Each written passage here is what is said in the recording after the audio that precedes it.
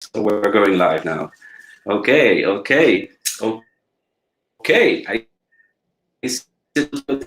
Nick, just I did tell you, I'm gonna introduce myself with our own language and then introduce you in English for those of our community that speak English. But most of them they do speak English, so I'm gonna introduce with our own language. So in Creole, we speak Creole in Haiti. In Creole, we say when I ask you someone how are you, we say sac passé. So and when I ask you sac passé, we expect you to say en forme. Okay, so I'm gonna introduce you, but first of all, let me ask you, sac passé, Nick.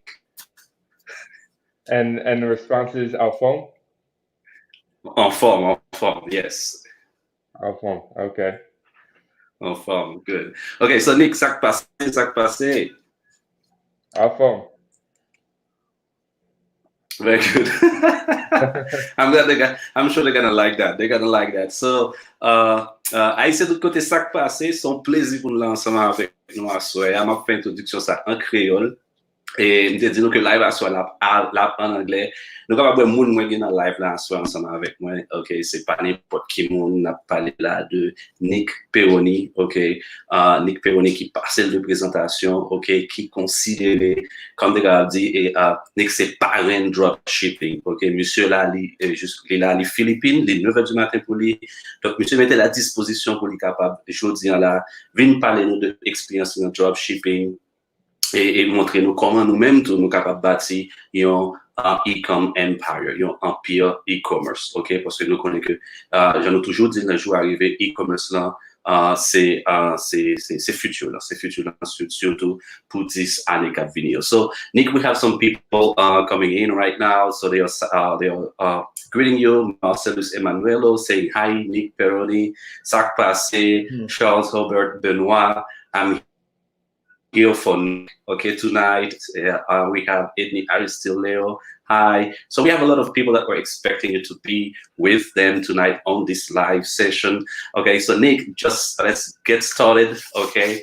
So what can you tell us first about you? And then we're gonna start with some round of questions. And mostly I want to walk you through, okay, how someone that is wanting to start dropshipping today can actually build an e-com empire just like you did with e-com empire, your Facebook group, which is one of the biggest Facebook e-commerce group on Facebook.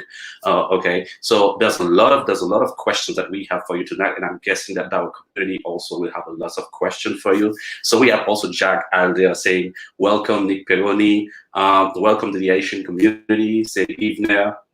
We have Josue saying, welcome Nick. So a lot of people that probably already knew about you, but they've never had you on a live session with, okay, only with them, so they can ask you their question themselves. So let's start, Nick, telling a little bit about you. I know that does a lot of things we already know. Okay, you are the kind of person that we don't need to introduce in our community, in the e-com community. So let's just start with a quick introduction, and then we start with a round of questions. Yeah, amazing. Thank you. It's good to be here, guys. What's up, everybody that's watching? Thank you guys for watching. So yeah, for those of you who may not know or have heard of e-com empires, or are not even part of e-commerce or drop shipping at all, my name is Nick Peroni. I've been doing this now in drop shipping, running a group on Facebook and building a community around the idea of online business, being successful with e-commerce for about 3 years now. I got started in 2016, and just a very typical start like anybody else. I came from the 9 to 5 world. I was in America. I'm in the Philippines now, but I just was looking for that freedom. I was looking for something, an online business that I could build that would allow me to do what I wanted, travel the world. And that's when I discovered drop shipping. And I was doing this business model, which we're going to talk about, and I'll answer your questions, and I'll give you guys a lot of value here. But basically, that's been my life for the last 3 years now. I've traveled the world. I've spoken in over 20 countries. I've been building my group and my community to over 88,000 people now, and it's been amazing. And I'm just trying to also help as many other people see this business model and understand this business model, because it's something that is truly like, it can provide you the type of lifestyle freedom that you want when you see how this works. So happy to be here and share some things with you guys today. Thank you, Nick. We have Leonard Seto that is saying, "Welcome, Nick." Other people saying, Ronald Auguste saying, "Welcome, Nick." Hello, everyone. Manus Million, welcome. Also, Nick, welcome. They're asking sac passé, so you already know the code. It's en forme. So anytime someone asking sac passé in Creole, that's the word. So okay for the right answer. So. No, so let's start with the first round of question. Okay, nowadays a lot of people are talking about e-com, mostly drop shipping. Okay, but there's a lot of there's a lot of how do I say that? There are different views on how to actually properly start a drop shipping business. So, what is your take on that? How is someone that is wanting to start today from scratch? What is the best way to start drop shipping today? So that's a really good question, and I think that one of the mistakes a lot of people make when they start with drop shipping is that they start off very random, and they just go like they think about this idea of an online store and products, and they go for the idea of something like an Amazon, right? They think about Amazon and they think lots and lots of products, and they think, Mm-hmm. well, that's what I'll do with my store. I'll just do lots and lots of products and see what works. But really with drop shipping, and that may have worked 4 or 5 years ago, but nowadays what's working is being much more specific from the start, because there's so many of these online stores that have been started, and there's so many brands already that are doing the whole very big idea, lots of products. We're never going to compete with Amazon. We're never going to compete with Wish.com. We're never going to compete with eBay or these other major sellers. So what's working really well right now is choosing a specific type of niche that you can go into, and only focusing on selling a few products at a time, so that you can be very specific and you can really connect with your audience, because you're not trying to sell everything. You're just focusing on, like, say I want to be in the home and garden niche, right? So I just pick a few products that have to deal with home and gardening, and I focus on building a brand around that and selling these types of products. So everything I do, it's this idea of a micro brand, which is what's working really well with social media right now, because the micro brand is something that allows you to really compete at a big level. Even though there's these much bigger brands, you're building something where you can be much more specific with your audience, and you can really connect with them on social media, and you're only trying to do one thing, and so people believe it and they buy it. And that's just kind of, as a general concept, right? There's more to it than that, and we can go a little deeper, but as a general concept for getting started, Mm-hmm. that's one of the things that is working well now. And I think people need to understand that you really need to kind of identify what you want to do, and do that, and not try to Mm-hmm. do too much, but just focus on one thing. Mm-hmm. Thank you. Nick, I will try to translate, because we have different people talking different languages in our community. I speak about 4 languages, and we have people in our community Mm. speaking French, Spanish, Creole, and English. So it's a big sort of mixed pot language. So I'll try to translate in our common language, which is called the Creole. So you'll get used to it, get used to listen to it for the first time probably. Question de poser Nick là, c'est qui ça que les conseils qui pour mon cap start dropshipping pour la première fois, qui dit bon façon pour mon commencer ce dropshipping. Et en résumé, ça dit que il pas vraiment mon compete avec Amazon, avec eBay, ou PC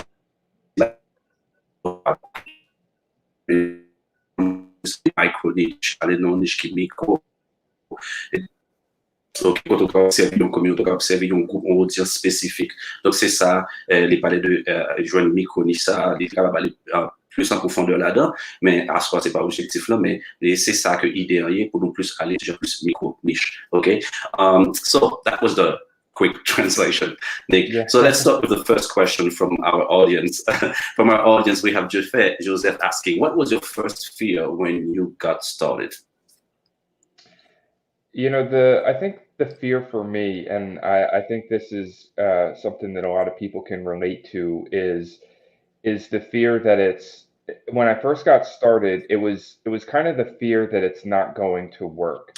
right? Like I'm somebody that I never I never was doubting myself in doing it, right? Like as an entrepreneur, as somebody who really wanted to work for myself and not for other people, as somebody who came from nothing, like I never was afraid to take the risk, but I was always kind of had a fear of, is this really Mm-hmm. going to work? Right? And even when it starts working, at first you have this fear of like, is it going to keep working?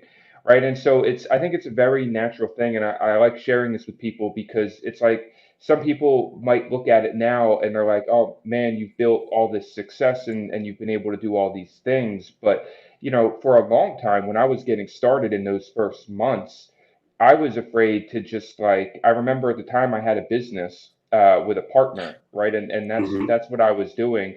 So it wasn't my business. Like I was with a partner in this other business, and I was actually like, I was somewhat afraid to leave that company. I can remember it was a very big decision for me because I wanted to leave, but I was kind of afraid, like, is this drop shipping really going to last? Can I really build my life out of this? And can I really do this and continue to do this and never need to go back to a job or to something else? And so, I think that fear is just that natural kind of doubt that we have in the back of our mind of like, is this really going to work? Am I really going to be able to make a full-time income out of this and to make an actual living out of this, out of my business, out of what I do on my Mm-hmm. laptop? Mm-hmm. So how did you manage to overcome that fear? So was it the first success that you got? You said that because this is something that I'm going through every single day. I've started dropshipping. I mean, I started to actually try dropshipping back in 2009. Okay, and during that time, dropshipping, like nobody was talking about dropshipping. I remember like people used to ask me, "What are you doing for a living?" And I would say, "I'm dropshipping," and they would say, "What's that?" And I was telling them that it was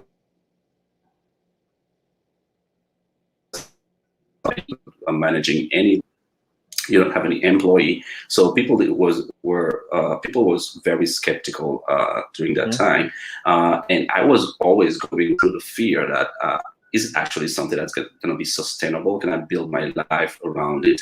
uh, and then I moved on to with Amazon FBA back in 2014. So how did you overcome that fear of like, is it something that's going to last? Can I actually build something that is sustainable with it? And what would be the kind of mindset or the strategy that you could recommend to our community that are wanting to build something? Like most people that are contacting me, they want to start their dropshipping business, and the common traits I found between these people is that they want to quit their job. Okay, they want to do something of their Hmm. own. They want to have the freedom to be anywhere they want to be, do what they want to do.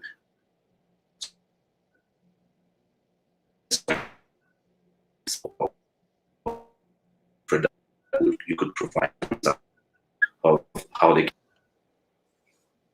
Yeah, for me, it's really just it came to like you have these doubts or you have this fear, but you decide, like you make a decision and say that this is going to happen no matter what, right? Like you have to come to a point in your life. Mm-hmm, I think everybody kind of has this point where they can come to where they decide like you just make that decision. Okay, it's no longer going to be this way. I'm going to make this happen no matter what. I don't care how many times I fail. And mm-hmm, that was really one of my greatest strengths, is that I didn't care how many times I failed. mm-hmm, And a lot of people, well, of course people wouldn't realize this about me without me telling them this story, is that I failed many times, right? Like I had my dream. A lot of people have that dream of, say, being able to achieve 10K a month, right? That 5-figure a month dream.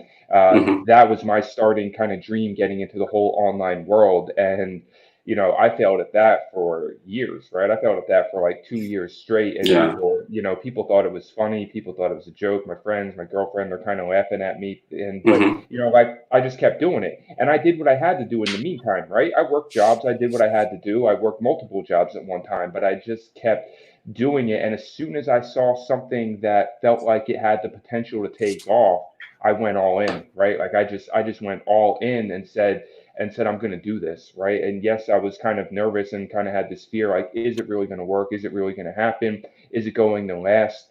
even people in my life saying like, don't get too ahead of yourself. Even though you're starting to make some money, you don't know if it's going to last. And I was like, you know what, you're right, I don't, but I'm going to take this chance no matter what, because I would rather die trying than live a life less than what I really want. Yes, awesome. We have some other questions from the community. They're asking about what about choosing an influencer, maybe someone that's already in the business. What are your take on influencer marketing? Is it something that you think that someone can really build a sustainable business around, working with influencer? Yeah, influencer marketing. So look, it's not my specialty. I'm kind of a paid ads Mm-hmm. guy, but I have worked with influencers, and I know a lot of people that do this like as their business model, and it's really hot right now. Social selling using influencers is Mm-hmm. something that is really powerful. It's just a matter of I think one of the key tips about influencer marketing is it can be a great way to get started, but you've got to be really willing to put in the time, right? You've got to contact a lot of influencers, especially if you don't have a budget, because big influencers are going to want something, right? But you can go out and contact a bunch of micro influencers and, Mm-hmm. and work with a lot of people. You just got to be willing to get on Instagram and have the conversations and do the research and create a spreadsheet of all your influencers that you contact and start putting that together. But yeah, I mean, I know people that's all they do to run their brand is they line up promotions with influencers, and they just, they go out there and they hustle and they get like hundreds of influencers, and they're constantly running different influencer promotions every month and just keep cycling through influencers to keep their products out there. Yeah, definitely. I'm also a big fan of paid ads myself, and even some of my clients, I always tell them that go instead of putting your money on influencers, like trying to contact bunch of them, trying to get a deal with them, just work on paid ads. And paid ads, then you build your own audience and you have the data in your hands. So, I mean, it's something I believe is more sustainable on the long term. I mean, to work with paid ads, because actually you're investing in your own business instead of just investing into someone that's actually it might work for some time, but you don't know if it's something that's going to be sustainable for the long term. So that's my Yeah, take I on think it. I don't know what you think about that. Well, I think it's a lot has to do with the brand, right? Like if you're at the level of, Mm-hmm. most of the people I know that use influencers very heavily and do it very successfully are either agencies that are working with big brands, established brands, or Mm-hmm. they're people that have their own brand, and like say a watch brand or something, for example. Like it's Mm-hmm. there's somebody that's building a brand around a very quality product. Doing it with drop shipping is much more difficult. It's not impossible, but with drop shipping, where you're not really an established brand yet, you maybe don't have control over the supply chain and things. It's like it's going to be harder to go out there and build a business just using influencers that way, in my opinion. But when you are building a brand, Mm-hmm. it's something it's a fantastic strategy as you scale that brand, especially because influencers help you reach a new audience. Once they create that content, you can use that content as a post now. Like you can use Mm-hmm. that audience they send you. You can use that audience as a custom audience, or maybe that influencer Definitely. also has a Facebook page, and then you can also retarget from that influencer's Facebook page, right? So there's a lot of ways it can work for sure, Mm-hmm. but I think it's better like as a strategy with a brand. And it definitely is a good strategy to mix with paid ads as you scale. Definitely. A little bit for our community. So, Nick, question, est-ce que qui peur de gagner? C'est une question que je t'ai posée, je fais. Qui peur que le gagner t'a commencé? Donc, monsieur dit que, bon, peur est toujours dans la tête, il fait un pile temps que le échoué, il fait 2 ans l'échoué dans le business là. OK, ça c'est pour le monde qui, des fois, pensait que le business là, c'est succès de tout fait qu'on commencer. Donc, monsieur fait 2 ans là, PC, objectif c'est pour te faire 5 chiffres, $10,000 minimum dans un premier temps. Et il était pour un petit temps pour arriver à atteindre l'objectif ça, mais lorsque monsieur a fini atteindre l'objectif ça, il y a une nouvelle décision qu'il a continuer avec lui. Et parce que ton peuple, même, en 2009, on a posé tout le temps question est-ce que business sans son pas qu'à vivre sur lui, parce qu'on va jamais connaître, et à l'époque, on a utilisé PayPal, ok, et PayPal, tout le temps, de problème avec la compte PayPal, ouais. Donc, et c'est un peur qu'on toujours bien généralement leur commencer, mais il faut qu'on connaisse que Jean-Nic dit là, avec objectif clair en tête, ou la deuxième question que nous posons, Nick, c'est en rapport avec influencer marketing. Est-ce que son bail même lui recommander? Monsieur dit que le recommander surtout pour les gens qui a bâti une marque, c'est-à-dire bâti un brand, ok? Soit bâti marque, donc son bail que tout à fait recommandé pour les gens qui a bâti marque là, mais il trouve que l'expérience pas lui avec les gens qui ont plus de succès avec brand et influencer marketing, c'est les gens qui gagnent on sait de agence publicitaire qui derrière qui mettent en contact avec et quelques influenceurs qui est capable de permettre que le bâti plus rapide. Mais monsieur dit que les préférés publicité payante, c'est-à-dire avec Facebook, sur Google, ok, il préfère publicité payante, même sur bâti, même sur utiliser influencer marketing, il n'est pas recommandé qu'on bâti business essentiellement sous lui, mais pour combiner tous les deux, parce que l'influenceur voit audience sans pas où, on va pas toujours utiliser audience ça comme une custom audience, une audience personnalisée sur Facebook, pour capable scale brand là sur plateforme là. So that was my question, Nick. So sorry for that. We have Ralph that is asking, what is your advice for someone who is about to start now? What would be your best advice for someone that is about to start now? My best advice would be to do the research and planning, right? Like it's first you need to decide where you want to sell, right? There's a lot of different ways to do drop shipping. Do you want to drop ship to the US? Do you want to drop ship in your own country? Do you want to drop ship around the world? Right? There's a lot of different ways to do drop shipping. So the first thing you need to decide is where do you want to? And the reason I say that specifically, especially with this audience, because I don't know what the payment processor situation is like in, say, Haiti, Central America. What do you have access to the same payment processors? Because if you want to sell in the US, then you kind of need to set up a US business, a US LLC, which you can do online for a couple $100, right? You can do that online for a couple $100, but it's going to be very difficult to sell in the US if you don't have that US LLC, because you won't have access to the same payment providers.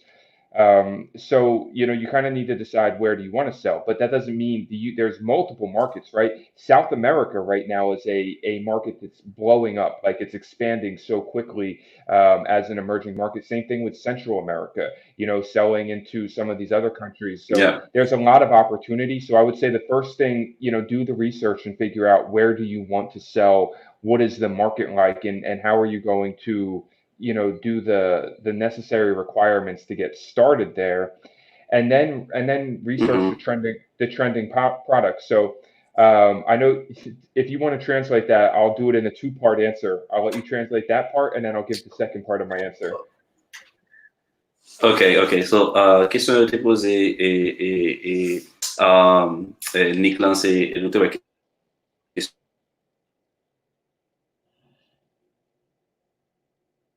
d'abord, ok, que ou gain clair paiement processeur. Ça c'est surtout pour les gens qui pas États-Unis. Donc vous supposez chercher comment on va le process paiement, ou recevoir paiement de clients, tout genre de bail ça yo. Ok, ce qui sont bail que nous capable faire, c'est nous établir un business même sur Haïti ou nous avons compagnie États-Unis et nous résoudre problème ça avec un accord Stripe. Ok, c'est ce sont bail que nous parler de lui tout.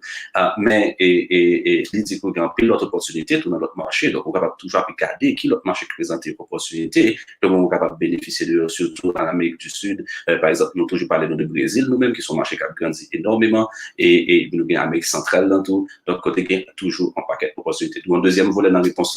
So, Nick, back to you. Okay, so part two of that answer is then the other thing where you really need to start doing the research once you decide what market you want to sell into is the product research, right? You need to start looking at trending product ideas and thinking about what is it that I can sell here? What market do I want to be in? What niche do I want to be in? And the way that I would suggest doing that is just looking at stores, right? Like the research opportunity there is to just start looking at different stores that are out there, big stores like Amazon, AliExpress, what products are trending, what products are doing good, and then also finding other stores that are selling in your market, right? Go on Facebook and just look at the ads that are coming in your news feed, right? If I go on Facebook any given day and I'm on there long enough, just as a research tool, I can start scrolling through and I'll see different products coming up in my news feed. So you have to get ideas about what's selling, what's working in the market, and start, this is the hardest part, right? It's the hardest part because it's like, where do you start? Where do you find a product idea? But the best place to find a product idea is to just start doing lots of research, right? Start looking at what's out there. Amazon is a fantastic place to do research because you can go on Amazon and look at the trending products, the best-selling products, the movers and shakers they call it on Amazon, and you can see Yes. what's selling, what's working, what's hot right now, and just start going through ideas, right? Just start listing out ideas. That's the other part, is you don't want to just like look for just one idea. Look for like 20 ideas and get them all down, write them all down, and then go back and start kind of going through them and thinking about, okay, what are the ones that I really want to sell here? Things that have market demand, things that are like unique enough that you can create a good marketing angle around them, something to present it very, very well, like some sort of unique function that it has. These types of products work really good in any market in the world where they have some sort of unique function, right? Like they do something differently, or they make life easier somehow, or they improve people's confidence somehow. These types of products always do well. And it's a matter of consistency, right? That's the thing with e-commerce, is it's a matter of consistency and looking for product ideas and constantly finding things that you can test in the marketplace, right? I'm constantly still always on the hunt for product ideas all the time, because the more you're on the hunt for it, the more you'll see good ideas and be inspired about how you can market these. Okay, definitely. So let me go and translate that quickly.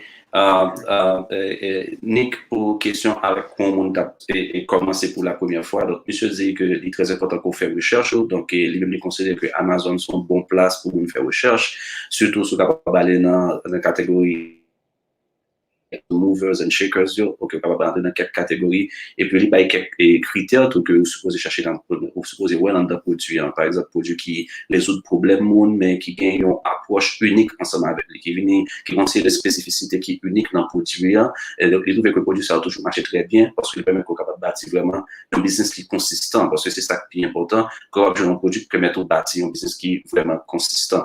And talking about consistency, I think that Bruno's question, the next question I have here is very important. This is something I'm trying to do a lot of research on every single day. His question is, what do you see coming to e-commerce in the next 5 years? Like direction, trend, what do you see e-commerce in the next 5 to 10 years?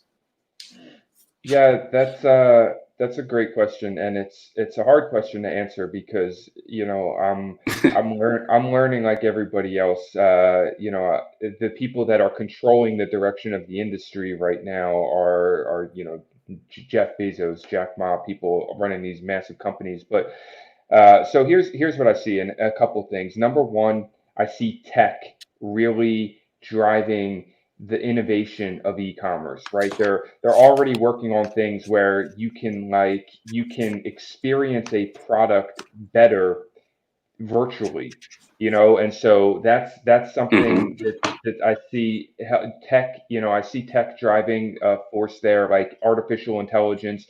I'm really interested in these industries and learning more about them because I see that they're going to play a major part in the future of e-commerce. um, Data.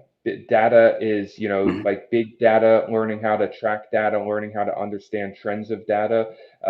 That's definitely driving a part in e-commerce because all this customer data, this marketing data that's out there. So, and what is the practical point about that is understanding how you can collect and understand your own data, right? Like that's important because, there's big companies Mm-hmm. out there that are farming, data from millions and millions of users every day. And so it's really hard for us to compete with that sort of information because they have more information about the market, Mm-hmm. more information about the user. So for us to be able to start building brands, like really understanding how powerful your data is, the types of custom audiences you can build, and being able to harness that is going to be really important.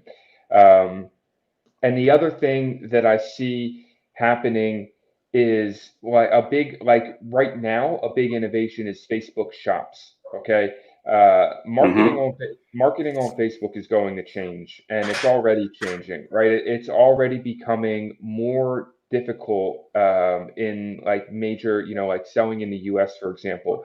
It's already becoming more difficult to just sell like junk. Okay, it's very difficult now because Facebook has started to take so Mm-hmm. many measures, customer feedback scores and their rating Mm-hmm. pages, and now they're opening Facebook Shop. So they're going to make it easier for real brands to do well on Facebook, and harder for people that are not building a brand. So these and that's important trend that's already been happening for probably a year now, where it's become, you can still drop ship, right? You can still drop ship, but you need to spend a lot more time on the front end building something that is very brand worthy, right? And that's why I said in the beginning, it's best to focus on something specific, one product or just a few products Mm-hmm. in a niche, so that you can really help work on the customer experience there.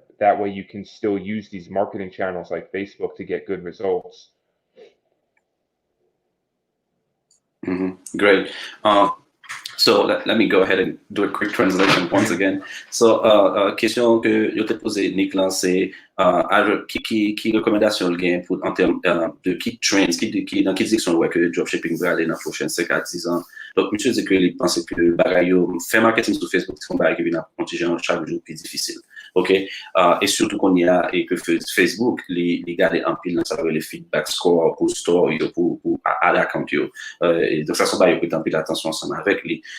Donc, il pensait que aller dans le terme et prendre temps pour faire recherche et puis pour venir avec un brand qui est capable vraiment, qui est capable d'être qui est capable consistant, est vraiment important. Il est vraiment important. Et surtout avec ça, les Facebook Shops, OK, que il pensait que Facebook a cherché une façon de faciliter que brand, monde qui sérieux, qui veut bâtir des une façon de gagner avec avec customer. Il parlait tout de que pour nous suivre data, ok, pour un monde qui besoin de trend, mais cependant, comparativement avec gros compagnies comme Amazon, comme Alibaba, avec eBay, qui gagnent on sait de big data avec un paquet de points d'information dans même. Donc, les autres choses difficiles pour un bon compagnie, mais je pense que suivre trends, que si ça vraiment suivre, sont bons points de départ pour savoir exactement qui ça va passer, mais nous avons déjà quelques changements qui a fait Facebook, qui a annoncé Facebook Shops, ok, tout bas, ça c'est des bas qui peut mettre dans la direction pour nous sentir que bah il pas censé nécessairement être plus difficile, mais l'État demandé pour moi plus penser, il faut penser plus bien avant même de décider d'entrer la dropshipping comme ça, d'accord? When it comes to Facebook ad score, is it score, the feedback score from Facebook? There's a lot of discussion like what people have been they've been trying to find a way to avoid having some bad feedback score, like putting like a list of words that you're going to put as negative keywords in your on your Facebook page. What's your best recommendation in regards to this kind of it's not like a black hat, but it goes more like a little bit gray hat strategy. So is it something that you really recommend people to do instead of just trying to work on a brand? Wouldn't that be a much better approach? But say the question again. A better approach to page score? It was like the feedback score on Facebook, the Facebook feedback score. Feedback score, got it. So the feedback score rates you on, it rates you on three things. It rates you on product quality, delivery time, and like overall communication, right? Like customer service. So one of the most important things that anybody can do when you're getting started is have amazing customer service. Because sometimes when we're starting with drop shipping, it can be difficult to control the shipping speed, right? That's the major downfall of drop shipping. I think most people know that, is that the shipping speed is longer. But you can Mhm. have, see, it doesn't mean that your product quality won't be good. So number one, of course, you want to sell stuff that's a good product quality. If somebody's waiting for 3 weeks to get an item, then when they get it, it should be a good quality product, right? Otherwise, they're just going to be mad they waited that long for Definitely. something that doesn't look good.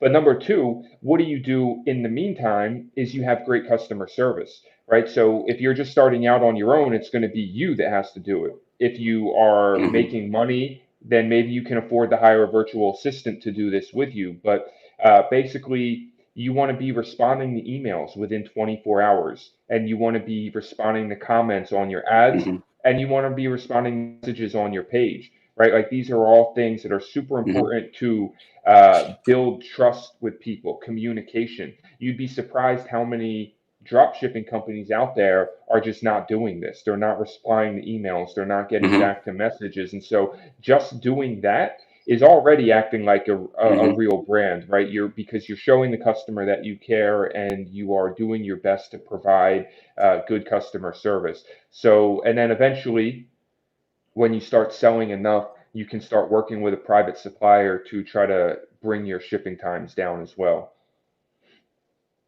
No, excellent, excellent. There's we have Edwidge asking, what is your recommendation on advertisement for someone that's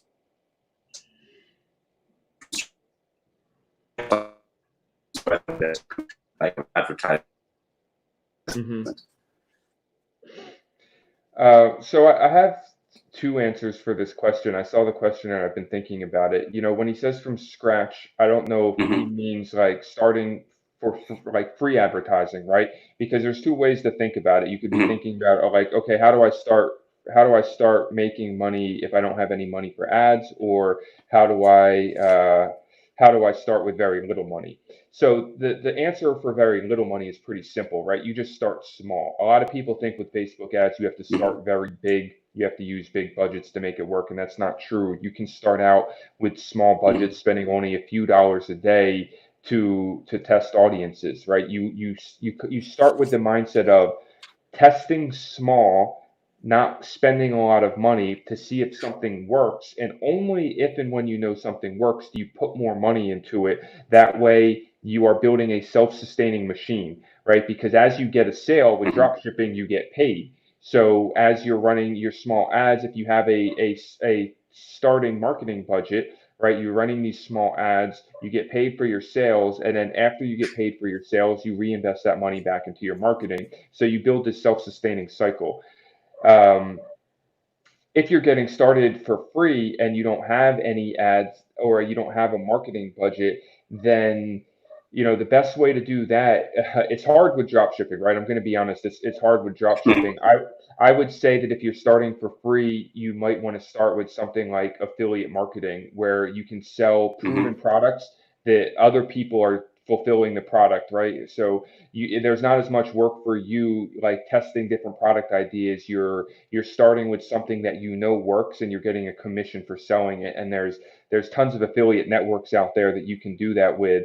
And then you can use organic traffic with social media. Like, it's difficult, right? I'm not going to say it's easy, but it's certainly possible. You can Yeah. go out there on Facebook and Instagram, and you just basically you gotta guerrilla Mm-hmm. market. You got to build a niche, you got to build a page, and you got to start building an audience by putting out Mm-hmm. good content, right? Like somebody who's willing to hustle can definitely get started for free. Mm-hmm. It's gonna be longer and harder, but it's Mm-hmm. possible. And then as you make money, you start investing it into paid advertising. Yeah, but the next question that comes right after that is, for most people, is, okay, Nick, you say that we can start with a small budget. What would be the smallest budget that we can start with on Facebook ads? I would say so. If you're advertising to the U.S., then $5 a day is pretty standard. And to be honest, I still start. So Mm-hmm. like I still start my stores when I start a new store. I still start a new store with $5 a day. And as an example, Mm-hmm. for those of you who are in Ecom Empires, you've probably seen I've been sharing a case study store that I started at the beginning of April last month. I started that Mm-hmm. store with $5 a day, just testing audiences, and this month that store did over $200,000 in sales. right? So that whole concept works. I didn't put any outside money into that store. I started it with $5 a day. Mm. As the sales came in, I reinvested the sales into the ads, and I gradually scaled the store. Well, not gradually, I mean, I scaled it fast, but like I used it with the store's money, right? So you can go Yes. pretty quickly when you understand the concept of not spending your profits, right? Like I didn't spend the profits, and that's something I did very well in the beginning too. When I got started, is I was making money and things were good. Like I was seeing all this money come in, but I didn't spend it. I put it back into the bank account so that I could keep scaling the ads. Yes. What was it, $5 per ad set, or was it just $5 for the whole campaign? $5 per ad set, right? So every audience I tested at $5 a day. So how many ad set did you run on the first time? For me, starting out, so I start out usually testing 10 audiences. So I guess $50 a day. But for somebody who's $50 a starting their, day. Mm-hmm. yeah, for somebody who's starting out smaller than that, you can start out with, you still want to test a lot of audiences, but you can start out with less Mm-hmm. audiences so you're controlling your budget more. And the other thing I was going to Mm-hmm. add to that, since we have a worldwide audience on here, if you're not selling in the US, right? Like say you're selling into Brazil or Mexico, for example, these are both great markets Mm-hmm. to sell into. You could start with like $1.50 a day, right? Because the traffic is much cheaper there because there's much less competition.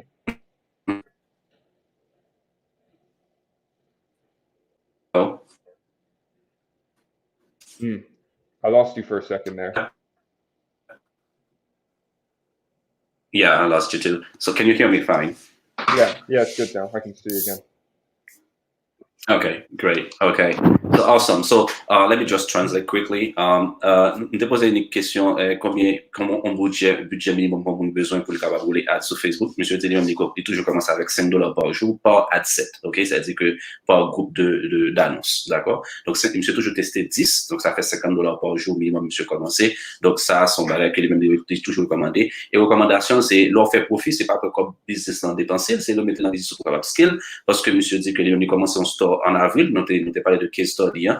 Ok, nous allons pour nous faire une spécifiquement ensemble avec Nick bientôt, ok, et monsieur a commencé avec $50 par jour, et puis après ça, monsieur actuellement store, ça l'a fait 300, les ventes pour 300, 200, how much, what was the sales revenue for your store on the case study? Was it 200,000 or 300,000? Well, it's 300,000 since the beginning of April. It did. Yeah. It was like Yeah. 108,000 last month, and this month so far, I mean, the month's about to end, but it's done around 220,000 this month.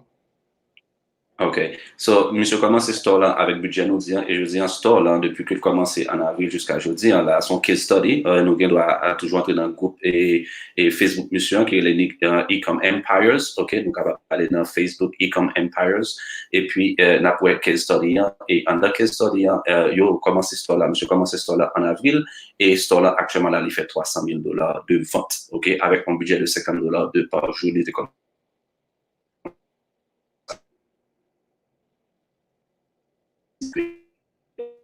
Brent. Et ça, c'est ce même qui est bonne stratégie, hein, et c'est le même que nous recommandons. Nous. OK?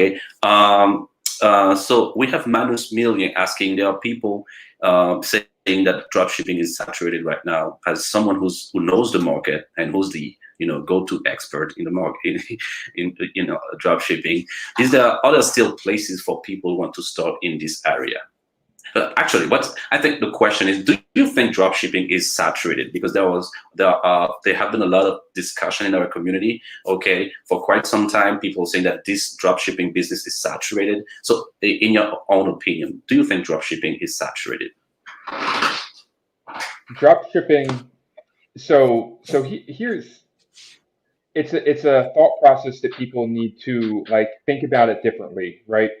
Dropshipping is just a business model. Okay, so when people say dropshipping is saturated, it's almost like they mean to say a certain type of thought, like a certain thing that they're thinking in their mind, like some image of a store or something they saw in a course that they think, well, so many people are doing that now, right? Like so, but if you think about e-commerce as a whole, e-commerce is nowhere near saturated. e-commerce is one of the most booming markets, one of the best opportunities we've ever seen in our lifetime, right? It's a multiple Yes. trillion-dollar market, and it's barely scratched the surface, right? Like still only worldwide, you know, like 30%, 40% of people shop online, something like that.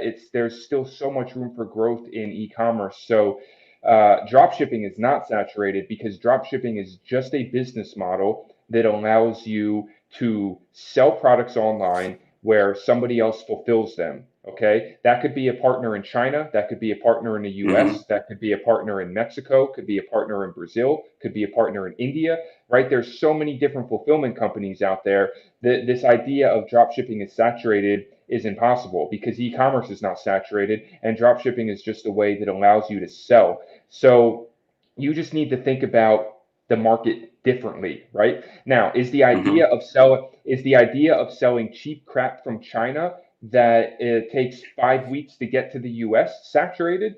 Yeah, I mean, yeah, I wouldn't say it's saturated. I would just say it doesn't work anymore, right? Like that concept doesn't work. The industry has evolved. So, you know, you really just need to think about drop shipping is a starting point, right? And there are good drop shipping suppliers. Okay, if you want to drop ship in the US, just as an example, you can drop ship in the US with US suppliers. Okay, so Yes.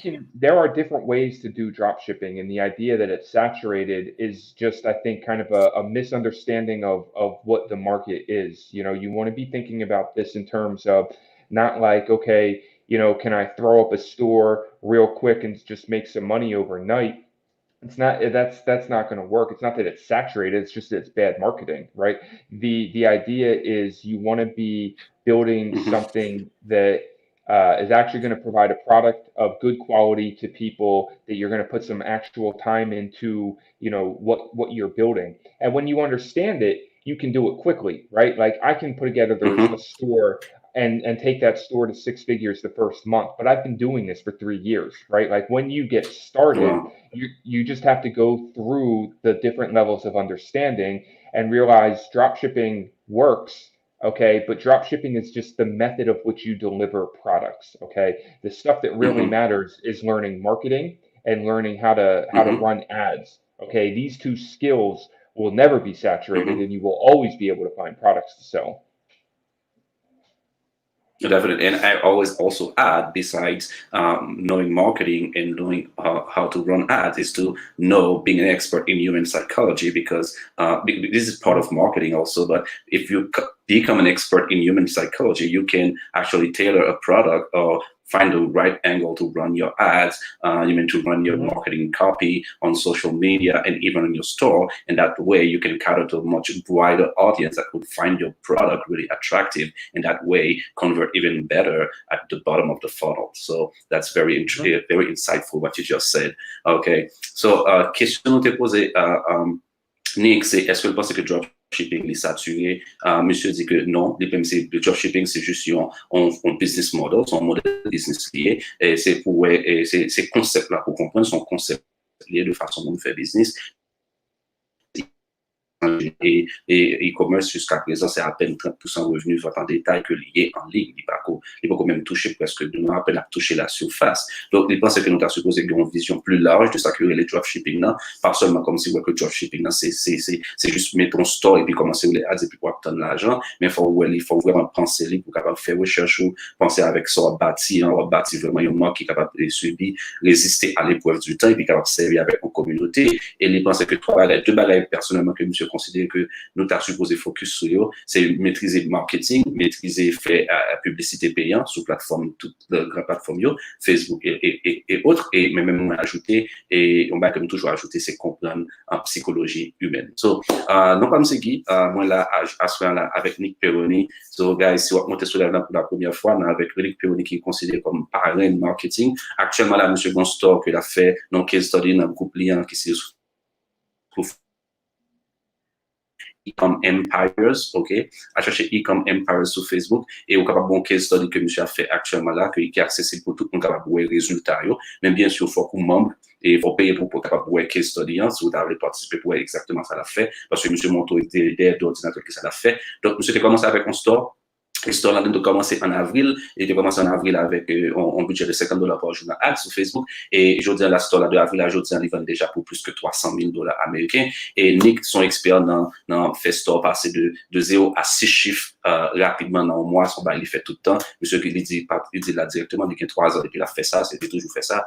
Donc ça, je pense que c'est fort qu'on maîtrise les concepts là pour faire ça. C'est pas seulement pour un store, vous voyez, à sous lit, mettre 3 4 produits sous lit, qui pas dans quelle relation, ou pas étudier ou pas faire recherche et pour obtenir pour bagaille là pour le résultat par magie. So that was the longest translation I've done so far of everything you said.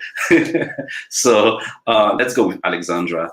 Jacques, she's asking, what does come first? Okay, her question is finding a supplier first, or you start and then you find a supplier. I'm guessing that you need to find a supplier, but probably your question is it does she have to take time to find a supplier, the right supplier, before running ads on her product? I don't actually understand that question. I'm trying to, Mm-hmm. Yeah, it's a good question. Mm-hmm. I think that, yeah, it's definitely important. It's important to know you can supply an item before selling it, because you don't want to end up selling something and then just having to refund the purchase because you're not able to find a supplier after making a sale. So when you start to sell something, or I'm sorry, when you are planning to sell something, you should definitely talk with a supplier ahead of time to make sure this supplier can provide the product, number one, like actually provide what they're saying they can provide, and also that they can ship the product as well. So, like there's different, and the idea of suppliers is very big. There's, it doesn't just have to be suppliers in China, right? There may be somebody watching this right now that will talk to a supplier in Central America or South America and figure out how to start drop shipping there. It's a huge market, right? It's a massive market potential right now. I myself have been trying to get started in Brazil recently. I've been started all year. All year I've been working on that. It's a big Yes. it's a big market opportunity right now. So there may be, say for example, there are local people that maybe they make some sort of item. Maybe they make handcrafted, jewelry or tables or something that's like specific to your country, that you could partner with, and they become your supplier, and you help them sell online, right? Like you're the person that builds the store and markets the ads, and they're an actual local craftsman of some sort, or artist, or so there's multiple ways to think about this. It's really just all like, what type of business are you interested in building? Where do you see the opportunity? But you definitely want to have a supplier lined up before you start marketing. Awesome. So, Nick nous pose la question, est-ce que l'histoire pour jouer un bon supplier avant start marketing? Bon, question est évidente, réponse est évidente, oui. Mais Nick a un petit casse plus loin, côté que disait que supplier, ou pas nécessairement penser en termes de seulement Alibaba ou AliExpress chercher la Chine, mais on va passer de supplier, par exemple, en Haïti, côté que nous, il y a un conseil d'artisans qui fait le CDBA qui est excellent à la main, et on est capable de jouer une niche pour eux, et que vous juste et positionnons comme monde, ça cap drive traffic, ou bâtir website, ou faire bonne photo, ou bien présenter produit, ou commencer à drive traffic, ou capable de niche côté que par exemple vraiment en quelle compétition, et que vous avez un business qui est capable de paquet, quoi. Vous allez chercher supplier au Brésil, vous allez chercher supplier en Amérique centrale, côté que un pile produit d'excellente qualité que vous êtes capable de joindre, ok, qui est capable d'attirer l'attention d'une audience spécifique, et ou même vous pas obligé pour autant à compétir avec nous sur Alibaba, côté pratiquement tout le monde a le même produit. C'est surtout dans l'objectif que nous étions dans le mindset côté que nous avons bâti. Brand and Abasi Magno. Okay, here's a good question. Okay, so do I really need a mentor to start a drop shipping business? No, you don't need a mentor to start. Any business. Look at the question of like coaching, mentoring is very common, and I've always had the same opinion on this. Like you don't need a coach, you don't need a mentor, if you're willing to like really go very deep into the research and the education yourself, right? Definitely. Like there's so much out there. There's so much content out there, but You don't, and I would like to think, you know, as a quick plug, that there's so much free content in ecom empires. I mean, I've created 2 free courses now that people can go through and learn this model, Yes. you know, and it's good enough to get started and to understand it. And you can decide if you want a coach or a mentor later. Look, those things certainly help. You know, if you can find somebody that you trust and you can have them teach you the business and they're already successful in it, that is definitely going to help kind of shortcut the path to success, right? That's what coaches do because they've been there before. But you don't need it to get started, right? I would say start with the free content. Make sure this is something you really want to do, that you're really passionate about, that you're going to stick with for the long term, and you know, like actually do the research and the education and get started. I didn't have a mentor when I got started. I mean, I Mm-hmm. invested in my education for sure. I spent money investing in Mm-hmm. courses and learning, Mm-hmm. right? And learning and Mm-hmm. understanding. So yeah, that's my answer. You don't need a mentor, but you need to be willing to do the work. If you're not going to have somebody show you how to do it, you're going to have to go out there and do the work and do a lot of trial and error and figure it out on your own. Awesome. Question de poser Nick là, c'est est-ce qu'on a besoin de mentor, est-ce qu'on a besoin de coach pour commencer? Ok, monsieur Delim, son il était toujours pensant ensemble avec lui, il a commencé tout, et il n'a pas commencé avec un coach, il a commencé pour coach. Mais c'est pas un monde qui décide de commencer sans un coach, sans un mentor qui pourra accompagner, il faut qu'on vraiment ait une volonté de faire, pour faire recherche, pour étudier. Mais en fait, monsieur dit, à un certain point, d'obliger anti-gens améliorer connaissance que tu gagnes. Mais elle considère que suffisamment d'informations dehors là pour les qui veulent apprendre, mais ou prêt pour supposer prêt pour mettre l'heure, temps, patience pour faire recherche, pour tester, pour regarder ça marche pour ça pas marche pour. Alors que un coach, il est capable d'éviter de commettre erreur ça, les anti-gens comme des gars zolés ou prend un réel au passé pour éviter et route là éventuellement ou fait capillon avec un coach, mais on pas nécessairement obligé d'un coach pour capable commencer. Okay, let's go back with Alexandra. She has a great question here. What is the best key to drive traffic to Facebook from Facebook? The best key is having a really good ad creative. And so by creative, I Mm, mean the image or the video that you're using. the video, Okay. You know, definitely. Facebook has become so advanced with their targeting that it's really not difficult Mm-hmm, anymore to set up an ad, right? Like you have to, if you're brand new to it, it'll take a little bit of time to figure out the mechanics, but actually targeting an audience, right? It's not difficult. If I want to sell a garden tool, then I type in to Facebook, you know, my audience is gardening, right? Like that's mm-hmm, you know, like it's not hard to find your audience when you know what your product is and like who needs it. So the thing that's really going to make the difference is having a good video. Or I like videos mm-hmm, for drop shipping, right? Photos can work, but I really like videos. mm-hmm, But you know, I've mm-hmm, noticed such a big difference, say last year when I was using a certain person for my videos, and this year now, getting the videos made at a much higher quality. Man, the results that you get on your ads, the results you get on your store are so much better. And because it all starts with having mm-hmm. a really good ad that's going to catch people's attention and get them off of Facebook. Because the thing is, look, nobody goes to Facebook to buy, right? Like nobody pulls their phone out Yes, and says, "All right, I'm going to go on Facebook because I hope somebody sells me something," right? Like that's not why people are going there. definitely. So you have to have a Mm-hmm, really good ad that's like, man, people see it and they're like, "Whoa, what is that?" You know? And so that's kind of the key. And I know that it's a process, right? You got to learn it. It's not something that you just like, oh, okay, like I can do that. But that's what you really need to understand about Facebook marketing. And a lot of people don't get this. A lot of people just like put a product out there and think like, oh, because I put a product out there, people are gonna be interested in it. And that's mm-hmm. not the case. You really Or have they just to, copy other people's creatives. yeah, exactly. Or stealing other people's creatives. Like you Mm-hmm, really have to go through the effort and the time, whether you pay somebody or you do it yourself, to actually create something that is interesting and entertaining to people so that it's going to make them interested in the product. mm-hmm. Definitely. Donc, question que tu posée, Et question nous t'ai posée, Nick, c'était Alexandre qui t'a posé question, c'est qui ça recommandait au monde qui a besoin de tirer meilleur profit de Facebook, ok?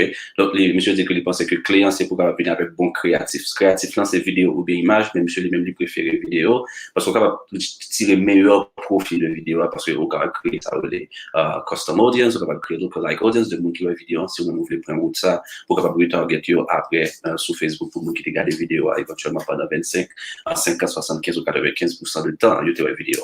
Donc, et ça sont bons bagages. Et, ok.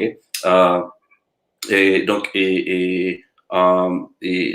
donc, Nick, vous recommandez vraiment pour nous capables insister sur la qualité vidéo et pas essayer non plus à le voler l'idée, l'autre monde, à le voler l'autre monde, ok, parce qu'il ne pas paraître bien, d'accord? Donc, il est préférable que vous fassiez investissement ça, ok, pour les gens qui font excellent vidéo pour vous, et parce que monsieur Léon, il fait dans test pal, dans store pal, l'expérience pal, il vraiment changer, il va vraiment plus bon résultat, parce que sans besoin que vidéo capte attention, monde parle sur Facebook pour acheter rien, mais là où on va capter attention, ça permet de quitter Facebook pour aller quand vous voulez mener, et de là, pour commencer à bâtir expérience en relation avec client, ok?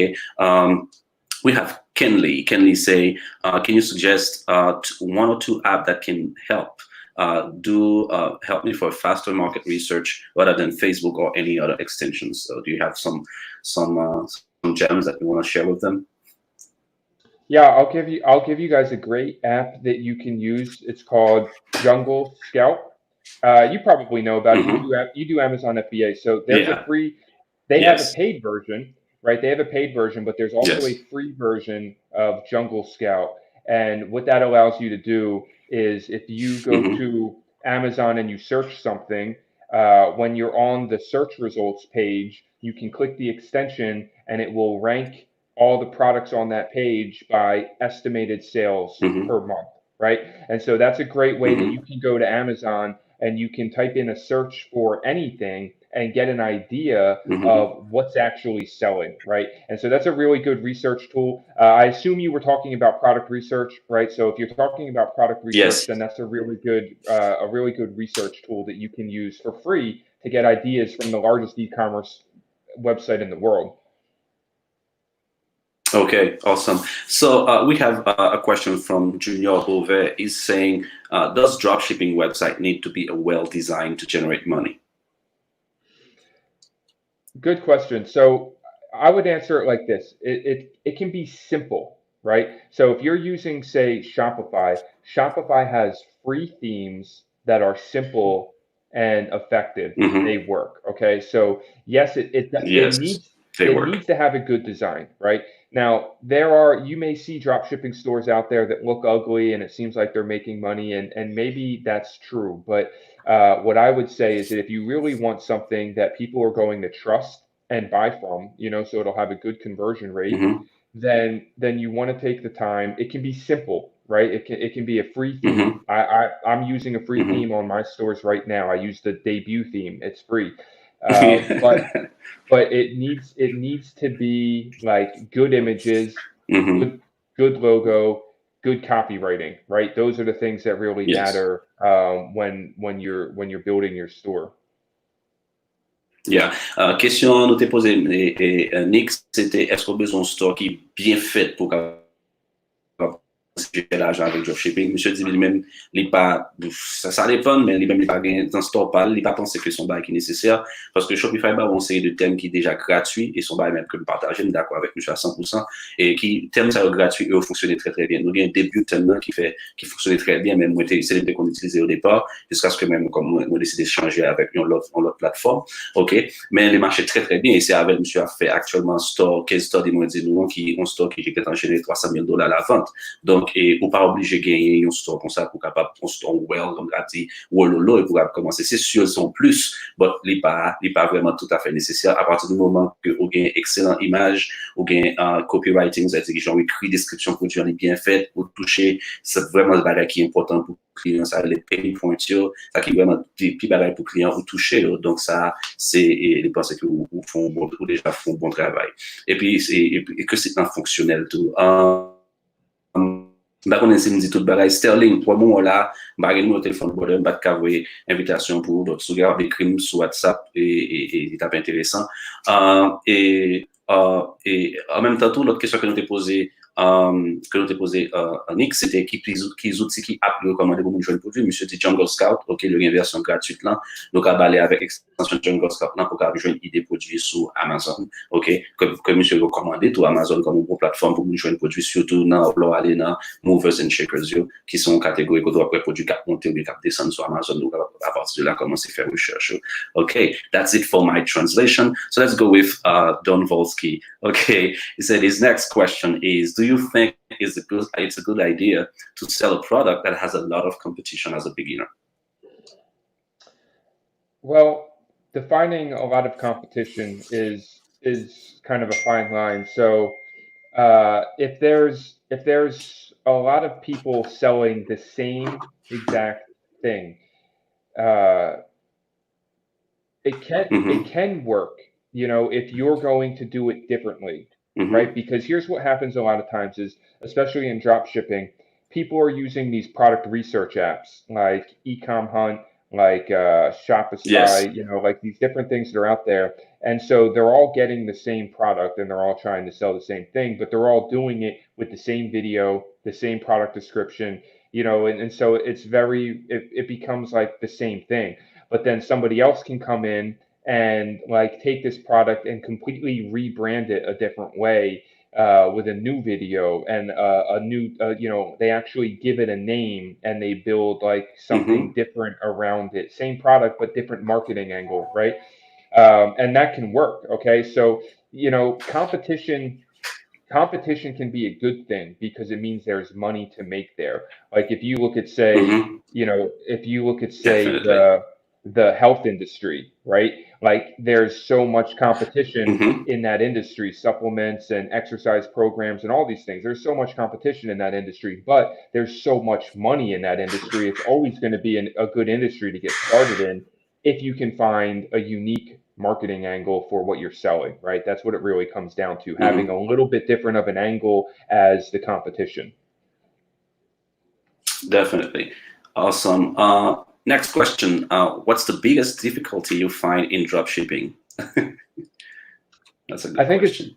I think it's just getting started. Look, dropshipping is challenging because you know, for a lot of people, they just think about it the wrong way, right? They think drop shipping is like this idea of just throwing products out there with ads and hopefully something sells. And unfortunately, you can lose a lot of money that way, right? Like, so really, I think the hardest part about drop shipping is understanding that it takes a lot of research, right? You've got to really be willing to put in the time doing the research and studying and learning and like building your education in this to get good at it, right? It's very if you're just trying to jump in and start selling and making money from day one with no experience, it's tough. It's like playing the lottery. Like, yeah, some people win the lottery, you know, and you can get lucky, but it's not a smart business plan, right? So you really, you know, for me when I got started, I jumped in and I dabbled, I tested like small things here and there, but before I really made a move, you know, I put in a lot of time and effort and research into understanding what this was all about. I bought a course and I went through the whole thing, you know, and like really took some time to understand things and learn and study the market before just jumping in and trying to just start throwing stuff out there and selling things. Awesome. So what's the best what's your best advice for a starter, mono product store or a general store? So single product stores work better for sure. I've been talking about this a lot in ecom empires. The case study store that I mentioned earlier that I've been sharing is a one product store. I really like one product stores because they let you build something that micro brand, right? That micro brand, because you're only selling one thing and it's very specific and it works really well. So yeah, but the thing is, if you don't know what product to start with, then you can start with a general store, trying different things until you find something that works. And as soon as you find something that works, move it into a single product store so that you can build out that much better micro brand around it. Awesome. I can tell you that I've been trying that myself, and it worked really well, like combining Google and Facebook. I probably will share about a little bit about it later on in a private discussion. But it really worked well pushing the store because, like with Google, I've been able to build like this momentum, like because you're sending a lot of juicing data from Google to Facebook, like as people keep buying. And you have these, and I can tell you that the lookalike audiences are working like fire. So, so this is something pretty interesting, and I hope we can discuss about it sometime. So I have someone else on the live feed with me. His name is is Sterling. Is another big. Always hard to pronounce his name. I know. But before we start, I want to take a second to really thank Nick for doing this for our Haitian community. I think we need to do this more often. And if you know anybody, please, man, we'll be more than happy to kind of bring you on board and kind of help out with that. I think people are asking really great questions. I had a question myself, because the drop shipping business is really moving really fast right now. And there's a lot of copycat out there, and I'm sure you know what I'm talking about. What would be some suggestions that you would? How would you go about dealing with people copying and copy? What would you tell somebody doing copycat right now? Yeah, sure. So I think that the best way to deal with copycats is to be better than them, right? Like I get copied, right? Like it's going to happen. But if you are taking the time to, number one, like say you put a watermark on your video, right? Like you're branding your video, and if you're branding your store better than them, and there are ways that you can there are apps that you can use if you've built a nice store that you can use to protect your store so people can't right click and copy your photos or your text, right? So there are things you can do, like I say, be better than them in the way that you build the brand, in the way that you build your marketing, like your videos, and making sure you're protecting everything with watermarking it with logos. Like you can do that even with your pictures on the store. You can put a little watermark logo in like the bottom corner or the top corner of it. So these things all make you look really good as a brand. Most copycats are way too lazy to try to like go through all this effort to build this stuff themselves. And then you just try to protect it as best you can. Like there are certain apps you can use on Shopify anyway to protect your store. And if you see somebody copying you and you're doing really well, then report the ad to Facebook and report the store to Shopify. So like it's tough because there are copycats, but that's how I personally handle it. Man, you're speaking my language right now. It's like because one thing. Yeah, you go ahead. You go ahead and translate for the people. Okay, so I'll try to do my best. So, question que me pose, monsieur, pour petit monsieur qui dans le domaine business dropshipping, now on fait business et puis on va attraper marché, attraper bien performer et puis on paraît. Même vidéo qu'on prend, même ads qu'on prend, il prend gens client la gueule et puis mon ça fait ça dit même page produit qu'on gagne mon ça fait même pour copie qu'on gagne limité sur ça. Ça veut dire son copy and paste que mon a fait ni vidéo là ni description produit. Ça veut dire même qui t'investi temps pour vraiment produire bagage ça aussi tant que mon n'a pas lui-même les prendre limité sur ça, OK? Et puis monsieur déposer monsieur question comment qu'on gérer ensemble bagage ça monsieur vous pouvez quelques bagages qu'on capable faire après bah c'est mettre logo dans mettre vidéo pour le monde en prendre même que mon a passer mais logo là toujours dans vidéo. Deuxième bagage tout si que ou même on te prend ou écrit description dans page produit bon côté même on aller dans page Shopify on rapporter et puis Shopify a bloqué mon pour etc. Ça veut dire qu'on va quel bagage que encore détail c'est ça. Yep, that's it. Before I pass monsieur mentionné tout que rapporter ads dans tout ads bon qui rapporter par Facebook ou report ads par Facebook. So, back on this one question, Sterling, but let's take Marcelo's question. Yeah, the last let's thing take Marcelo's question and then we take your question, okay? The last thing I was gonna suggest before I give it to you, Guy, I think you're doing a really great job asking these questions. I'll be here managing and kind of see because we're cross posting. Yeah, thank you. Pages. One thing you really talk a lot was about staying ahead before the trends happen. And I think that's the number one killer. How would you go about staying on top of the trends before it even happens? Yeah, that's a fantastic question, and I think that's one of the things that really separates people that last in this industry and people who don't. And the answer to that is really just constantly doing market research. Like it's not a sexy answer. Nobody wants to hear this, but that's what it really comes down to. There's if you're just out there, if you're out there constantly researching, like say for example, different websites that report trends, like there's a website called trendhunter.com. You can be out there constantly seeing, they're constantly reporting the trends. There's Google Trends, right? You can go to Google Trends and see what's trending online. You can stay up to date with big stores that are out there, like what they're selling and what they're doing. Alltop.com is a great one as well. So these are all like places that are basically curating news and trends and ideas in the e-commerce world, in the tech world, in the social media world, and it's fantastic to like stay on top of this.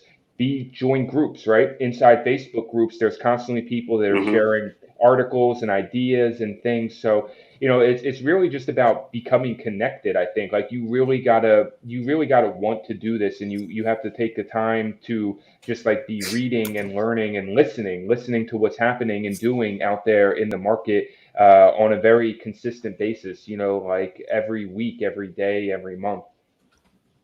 Awesome. Definitely. Good. Go and translate, Sterling, and I put some comments on those. Déposer monsieur question parce que pour capable vraiment utiliser business model dropshipping. Donc, pour gens qui le tape, que le tape commencé, il pas de business en tape marché, il pas de connaître business en tape duré. Parce que nous voulons connaître business en très bien. On voit une question que tu posée là pour capable d'entendre, même c'est pas moins capable de pour entendre c'est comment capable devant compétition. On voit tout type bon paquet monde dans le domaine. Il y a plein de monde qui pensait que business saturé là, ça veut dire ou même qui dans business faut capable sous tête business, OK? Faut capable sous tête non, monsieur te parle c'est faut qu'on kembe, il faut qu'on connaît qui ça cap trending dans marché dans moment là. Il faut qu'on ait un pied en avant. Exactement. Pied en avant. Moi poster tout ensemble de liens ça on va demander monsieur s'il confirme pour capable tout ensemble de liens ça que moi poster là ce sont des sites qu'on capable utiliser pour capable rester un pied devant compétition comprendre et puis monsieur de mentionner le bagage tout et je vais paquet bagage fois sim do bagage qui passe à tout corriger en c'est que bon paquet là-dedans trend watching repeat trend hunter.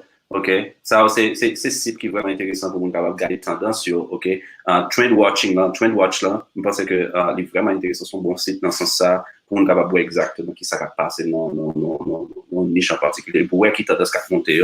And I also tell people a need to always follow pop culture. Okay, I think it's a great way to see what's happening in pop culture, to see what people, because mostly everything that's happening in pop culture, they have huge acceptation, they have huge, the people try to implement them as fast as possible. Young people in their mid-20s, 30s, okay, like seeing what is happening in pop culture is a great way also to catch some trends. What do you think about that? Yeah, I agree completely. I mean, it's just part of like really taking a step inside the world and always being there, right? Like always being present in what's going on. So that's definitely true. Like because if you're following pop culture, you can see when trends take off, and a lot of them will be e-commerce trends, right? It's very interesting how you can a lot of times see like a trend connected to a product that can take off in a big way. So yeah, for sure, I agree with that. Following pop culture is definitely part of it. Excellent. So the question from your audience, Sterling, because we have Sterling also sharing like cross-posting on his own audience, so we have a very international broad audience tonight. We're already past 1 hour and 18 minutes, so I know, can't hold you for us so long. So, but thanks, Nick. Thanks again for being here tonight to give your time to our community. Okay, I hope that again. Questions, Sterling.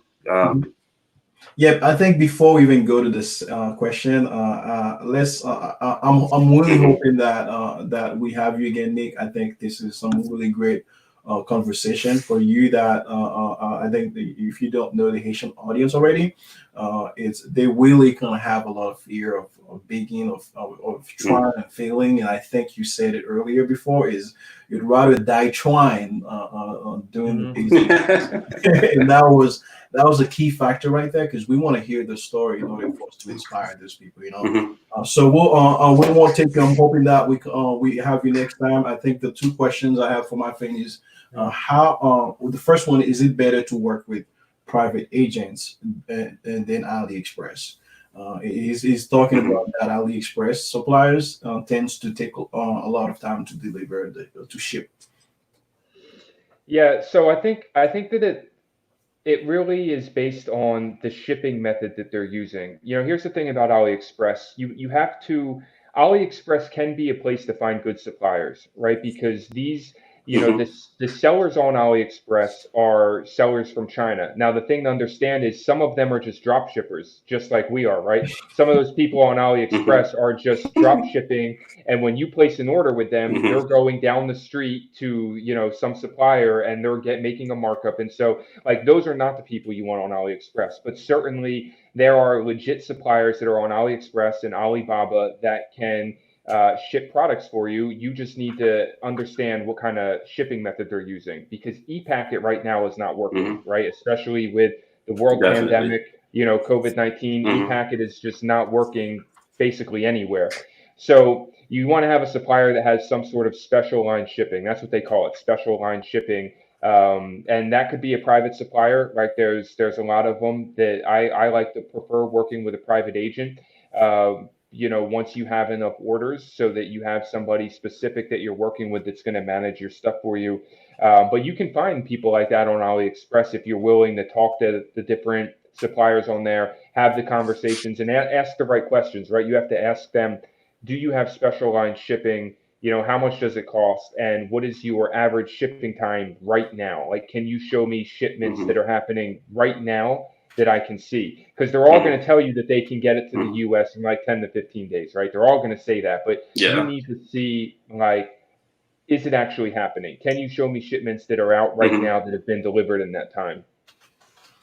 I really enjoy the way you answer this because I think one of the things I dealt with one time, I found a supplier that told me that they ship from the States, but later realized that they ship it from China. And when it got to the States, then they update the shipping. So I'll go ahead and transfer. I think that was really, really good because I'm really all into making sure that we got the right suppliers. So, déposer Mr. Question, déposer Mr. Question, ça que nous te joignent sur plateforme nan côté que on monde déposer est-ce que les plus bon pour travailler avec un agent privé ou sinon c'est poser travailler ensemble avec petit monsieur AliExpress, OK? Monsieur dit que sur AliExpress on capable joindre bon supplier sur lui. Mais cependant, il y a l'autre monde qui soit AliExpress, même petit monsieur qui soit AliExpress qui a fait dropshipping avant. When il a fait dropshipping, il a fait dropshipping avant, etc. On pas quel scénario ou même qui gagne sur AliExpress que ou même cap commencer mon cher ou ka gagne pile problème, OK? Alors bah que monsieur Doto et puis Monsieur Do, avant même qu'on sélectionne un supplier sur AliExpress, aussi poser comprendre quel type de shipping que vous avez. Parce que dans ce moment-là, il pack pas marché. Il pack c'est un shipping method qu'on capable d'utiliser. Il n'est pas marché, ça veut dire qu'avant, il faut du bac, il pendant 2 mois, etc. avant que même il vienne. Monsieur dit que avant contacter client, c'est fort qu'on capable poser en question qui doit. Ça veut dire un ensemble de bonnes questions, par exemple, combien de produits coûté, qui est ensemble de shipment qu'a fait qu'on y a, etc. etc. C'est ça qui fait ensemble de bagages, c'est ça qui fait pour aller d'eau, il y a un bon supply. Monsieur Doussou, il y a un propre agent par qui a une ligne de shipping qui est normale, il t'a pris commando pour utiliser, moi-même, je ne peux pas dire rien encore parce que moi, je suis en parlant, je suis en doux déjà, je ne peux pas dire rien encore. Bon, parce que l'idée là, c'est bâtir des relations ensemble avec mon temps. Même monsieur Tomba là dans private agent, qui c'est faut qu'on ait un minimum de order pour capable joindre un private agent. Etc. En gros, l'état, c'est ça. Yep. So I think that's it. Again, I will like those answers. I'm really all into making sure that we got it correct. agents and work with to build business. It would suck to kind of later you're scaling that products to such a high level, and then the supplier can fool the order for it, and then it's crazy. The second question. Yeah, definitely. I'm actually going through this same situation in Brazil right now. So it's kind of a little bit, it's a bit tough since I was starting the store with ePacket, and then I asked the supplier if he can create a special listing for me on AliExpress. That way I know that I can just go to that listing and have it on my store, and then process the orders from there. And I'll also ask them to if I can find a better price on the product. So which actually helped. Okay, so that's something I don't know if you tried it, Nick, but. For a starter, I think some people actually tried it. I've heard a lot of people who tried it. I'm trying it right now in Brazil, and it works pretty.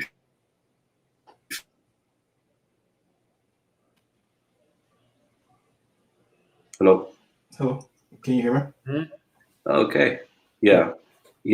M'a plat du rapidement ça me saute dire m'dap di que l'autre bagage que nous avons fait tout rapide c'est que lorsqu'on produit commence à marcher, OK, soit capable toujours demander même si son supply, même si c'est soit l'Express ou jeune on va capable faire c'est justement de faire un private listing pour OK, ils font listing seulement pour capable ajouter dépendamment de qui plateforme utiliser pour connecter store avec AliExpress, aux autres pour capable connecter là avec les pour être capable prendre order en priorité. OK, parce que listing ça c'est pour lier seulement, surtout si vous commence à prendre 20 unités par jour, donc les préférés pour demander pour faire ça un private listing pour en AliExpress, il y a trop aimable, même il y a trop content pour faire pour la serviette qu'on va buy au commande toute la journée.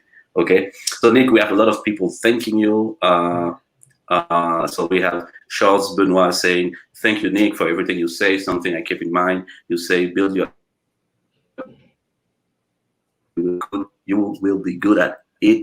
That's a good advice. Okay, that's a lot. So, tant pis s'il vous plaît, voyez love pour Nick, pour moi, tant pis s'il vous plaît, voyez love pour Nick sur la table. Ok, voyez commentaire pour monsieur Kawel love là, pour monsieur, voyez petit plus bleu, pour monsieur capable de retourner, parce que nous avons raison, monsieur, retourner là, et nous va laisser travailler avec un bagage privé, spécialement pour communauté nous, ensemble avec monsieur. Ok, pas que monsieur a fait pour lui, c'est bagage que généralement, faut nous taper un paquet de coques pour eux, donc nous va laisser fond bagage là, mes amis, beau cardinal, rien toujours, mais nous allons venir avec ça dans le jour qui va venir. Fait plus parce que nous avançons. Sorry? Voyez petit pouce bleu. Yeah. Voyez petit pouce bleu. Pesez petit pouce bleu. Pesez nos paquets de fois. OK? Et puis, voyez commentaire tout. Voyez love là, bye. Voyez love là, tant pis, bye Nick. OK? Pour monsieur, pour monsieur sentir que nous ensemble avec lui, pour monsieur sentir que nous supporté, pour être capable de tourner dans le live là. OK? So, I'm going over to you, Sterling.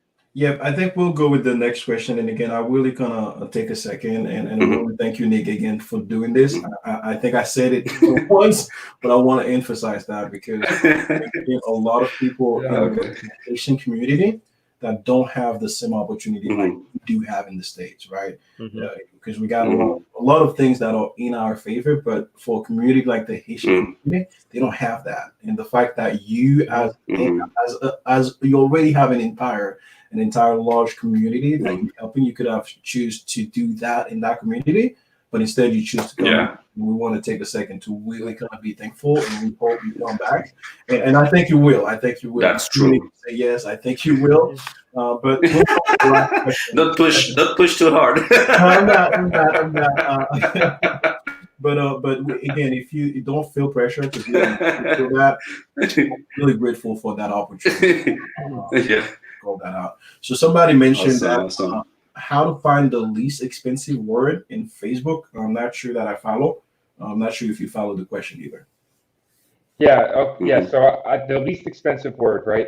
And yeah, 100%, guys. We can do this again. It's great seeing all the comments. Appreciate everybody who's watching with us, and happy to be here and share. So Facebook, going to the question. By least expensive keyword, I'm assuming take that in terms of like best audience to find for your product, because it doesn't really like you can't see ahead of time like what word or audience or interest is going to be cheap versus what's not. It's very difficult to predict that because Facebook is an auction, right? It's an auction-based system, meaning we're all bidding on the same the same stuff to show our ads to people in the newsfeed. So anyway, you know, the way that I do it, right, and the way that works very well nowadays is that Facebook is such a amazing algorithm, right? It's so advanced at this point that you don't really need to try to go too small with your audience, right? So when you talk about a keyword, okay, say for selling a gardening tool, right? And I type in the word garden, that's a keyword, that's an audience. And that's a good audience to test, right? So for me, I don't need to try to narrow it down, right? Like Facebook has the ability to narrow down audiences and really make them small and very specific. And that used to work really well back in like 2016, 2017. But now what I've found that's working really well is just giving Facebook a broader audience. So for me, I like the audience to be like 2 million or more. Okay. And that's what I'm selling. Yes. Like that, I'm talking about drop shipping in the US, right? So based on what country you're doing, it might be different. But basically what I'm saying is like I go at a broader level, right? I don't try to narrow in too specific. The more specific you go, the more expensive it's going to be. Right. If you start narrowing your audience down, like, you know, you take like gardening and then narrow it with home and garden and then narrow it with another thing like 3 levels deep, you're going to see a more expensive CPM because you're getting really specific for Facebook. For me, I just like to let Facebook do all the heavy lifting, right? I just give it an interest and I say garden. Okay, that's one audience, go test that. And then I'll give it another interest and maybe the interest is backyard. And I'll say, okay, you know, go test that. So I like to keep it a little bit broader, and that tends to be a little bit cheaper to run the traffic that way. Okay, yeah, definitely, because I think because you said it, I think the key is to just focus on your creative. Okay, give Facebook what they need and focus on your creative, and let Facebook do the heavy lifting. But focus on your creative, focus on your marketing, on your copy, and let Facebook do the heavy lifting to bring you that traffic. And you just want to make sure that you can get that traffic converted once they get on your website. Okay, you know. So he told me to translate. I'm gonna go ahead and do that right now. So, monsieur, nous t'ai posé monsieur question qui mot ensemble de mots capable joindre dans Facebook pour faire marketing avec qui a très bas prix, comprendre. Monsieur te dit que les parle dépend de audience, ça va dépendre de type de audience que tu target pour produire. Je t'ai parlé que mon chef Facebook a un sacré algorithme qui est vraiment amazing, qui est vraiment bon. Il est capable même permettre tout joindre une audience qui est très broad, ça veut dire une audience qui est très large. Monsieur conseille de 2 millions à plus, à supposé tester une audience. Parce que l'idée, c'est aller tester, puis joindre un type de créatif qui vraiment à toucher client, etc. qu'on est capable vraiment joindre ensemble de données, ça, qu'on est capable vraiment lancer,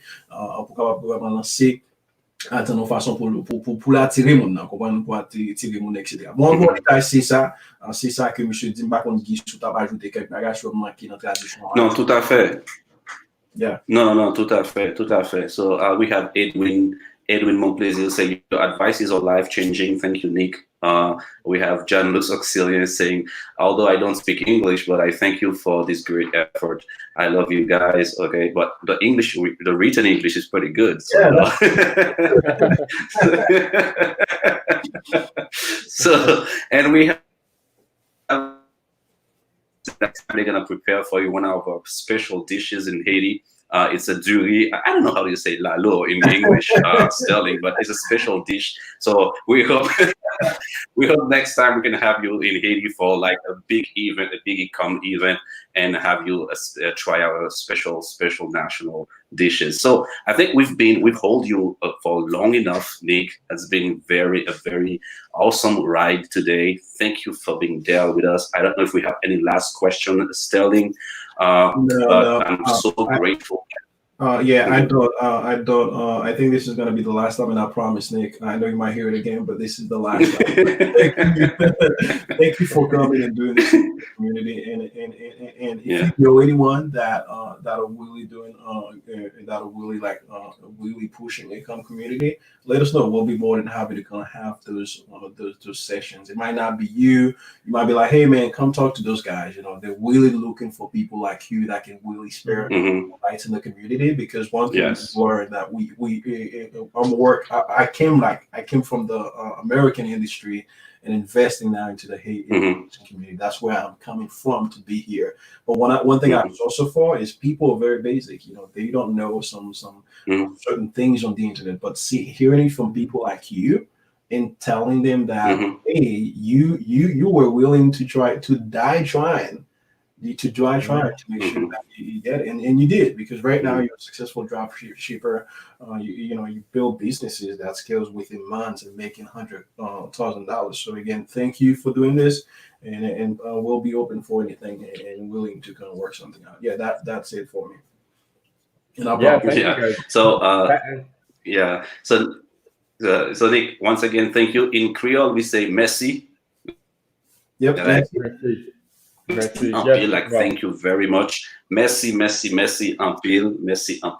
So that's thank you very much in Creole. So we, I guess the audience also, they are very grateful that you've been there tonight for them and to be able to share your knowledge, your wisdom, and giving them some big tips, spelling some gems here and there about how they can approach their dropshipping business. Okay, so that's I'm very grateful that you've been there for us. It's been 1 hour and 35 minutes now. I hope you already had breakfast though, because I know it's 9, almost it's daytime for you.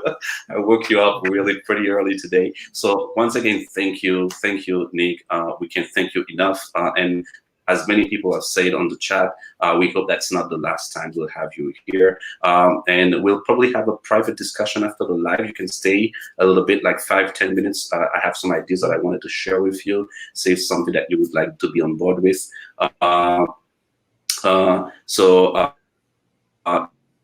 Thank you very much. Thank you, Sterling. I didn't have your phone number. I couldn't have you with us earlier. It would have been awesome to have you, but thank you for being there anyway. Thank you very much for sharing also. Someone said, I will learn English little by little with you, Nick. So they don't want to learn with you. So if you want to follow Nick and if you want to have his free course, Nick gon cours qui gratuit. So go to facebook.com ecomempires ou kabali sur website li en tout qui c'est ecomempires.com. Okay, donc mettez ça pour nous là, pour nous capable. Well, the website is ecomempires.com, Nick, right? .co actually, ecomempires.co. Okay, ecomempires.co. Okay. So ecomempires.co, Nick gen 2 cours que li mette 100% gratis, ok, pour moun qui vle commencer de base dans dropshipping, ok, et maîtriser les bases, cours aller en anglais, donc pour moun qui comprend ça, ou ka bali sou li, ok, mais sinon pour moun qui pas parle anglais, bon, nous gagnons mettre Sterling là, ok, l'autre semaine là, qui va le nous, qui vient avec surprise bal, donc nous mettons Tony là, nous mettons que ça pour bon bagage qui va bénéficier à pile communauté, hein, pour moun qui pas parler créole, donc nous capable toujours checker lancement plateforme Sterling là, qui a venu dans semaine qui a venu. Mais pour moun qui parle anglais, ok, ou t'as voulu apprendre, ok, ecomempires.co, ou capable aller sous lui pour capable et rentrer dans le programme Nick qui est tout à fait gratis, son cours qui est tout à fait gratis. I know also, Nick, that you also have a private coaching program. Can you tell a little bit? I had some people, when we announced that you will be with us today, I had like 6 people calling me, asking me because they went to your website and saw it and saw it, and they wanted to know if I knew anything about it. So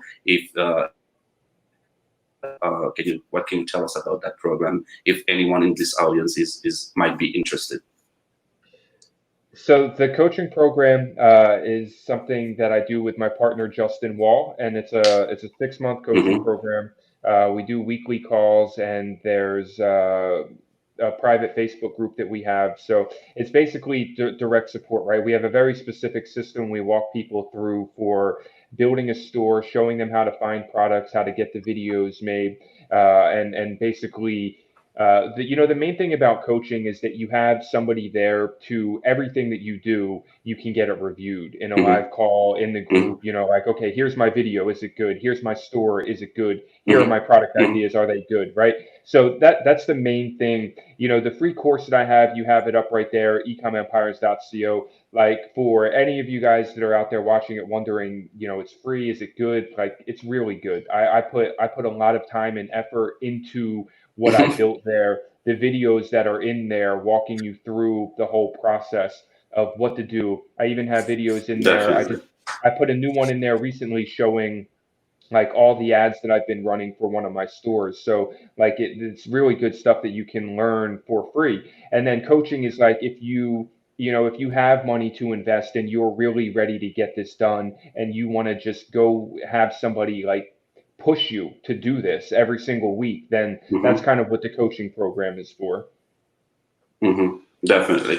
Donc, pour les gens qui sont intéressés avec cours gratis, pour parler anglais, pour comprendre anglais, pour tendre, ou même si vous ne parlez pas bon, attendez. Donc, ecomempires.co et vous pouvez aller sur lui pour prendre des cours et Nick dit, pas parce que son bac est gratis pour nous penser que son bac est basic, son bac est vraiment full, ok, mais même son cours que je regardé.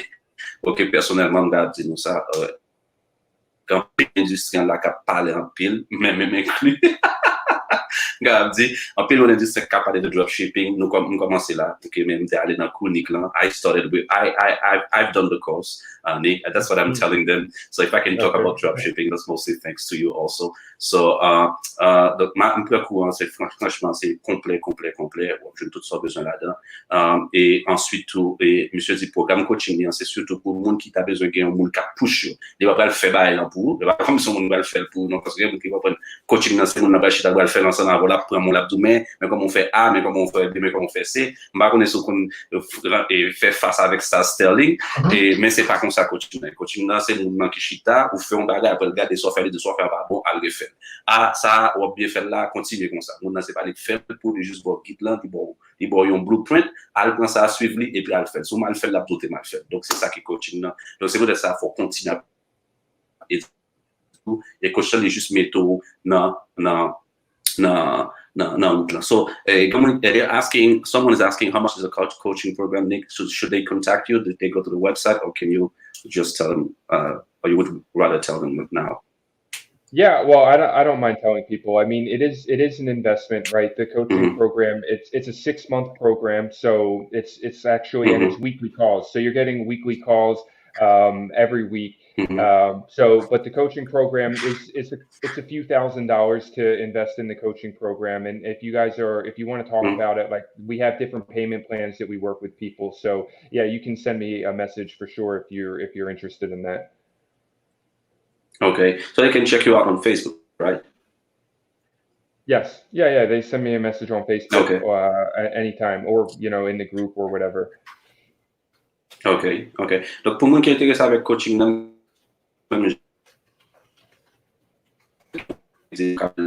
ou bien groupe comme par sur Facebook là, ok, ou bien nous pouvons écrire directement sur Facebook là, pas un problème, ok, dire c'est nous faire partie de la Haitian communauté, de brancher de jours arriver, ok, même si nous c'est fans Sterling tout, qui suivent PG Mix, ok, donc si ça c'est un bail qui est intéressé nous, mais sinon si pas parler anglais, encore une fois, il y a dans la communauté qui a fait bon travail, PG Mix c'est une là-dedans, ok, qui a fait un excellent travail et qui une plateforme qui va venir la semaine prochaine là. Donc, PG Mix sont capables de dire, Mounio, est-ce que Mounio mettre le temps là avec un paquet, ça peut le temps la semaine là?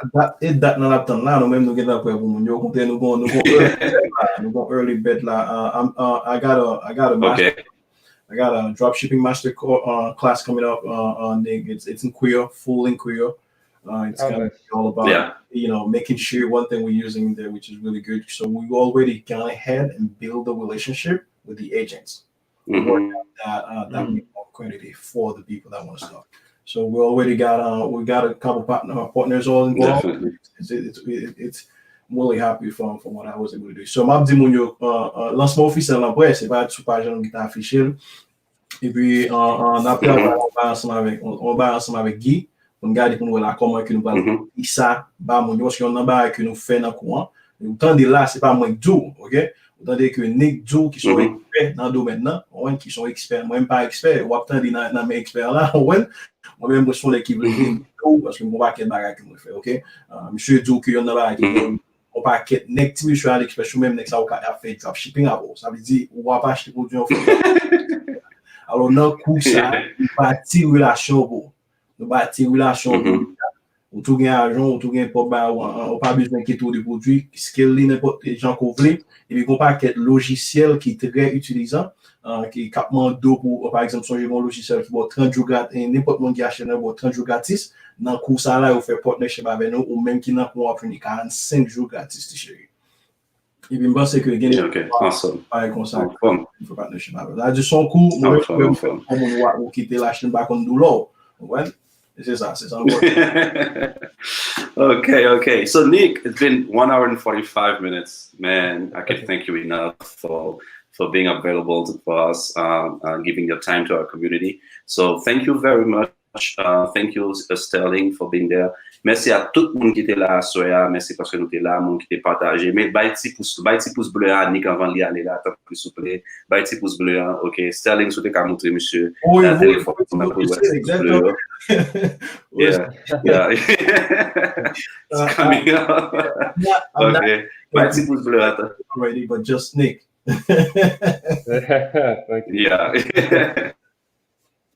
So, thank you, Nick. Thank you, Sterling. So, Nick, about 5 minutes just to share some ideas with you, and then that's it. So, merci un peu. C'est pas pour la dernière fois qu'on a Nick ensemble avec nous. On a fongé pour nous l'autre fois encore, mais on a bien annoncer nos plus bons bagages qui peuvent avancer encore. Et Sterling saute mentionné ça là, on a travaillé sur quelques bagages ensemble. Donc, red branché, ok, pour aller bagages et puis battre bravo pour la jeunesse. Ok, take care, guys. Passe au bon nuit. Cool. Thank you, Nick. Okay. Bye.